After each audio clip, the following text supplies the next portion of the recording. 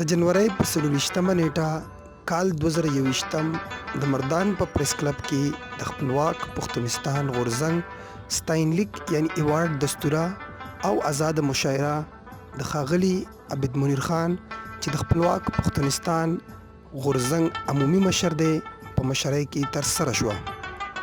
د غونډې صدارت ډیر قدرمن اسرار د توروس صاحب کولو. صدارت اسرار د توروس یې ته موږ ورکوو ستاسو په رایې سره.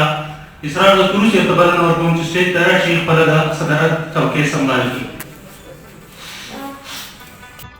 د مشر میلمه په حیث ښاغلی میم ریش شفق ناستو او په ځانګړي میلمنو کې حسین احمد صادق صاحب او اغلې نرګس ادا وه. د غونډې آغاز د تلاوت کلام پاک نه وشو. د غونډې کوربتوب ښاغلي معراج خان او میا ایوب صدف صاحب ترسره کړو. د غونډې په لومړۍ برخه کې د پښتني سیمې نه راغلو یو شمېر شاعرانو، ادیبانو او لیکوالانو خپل کلامونه وویل.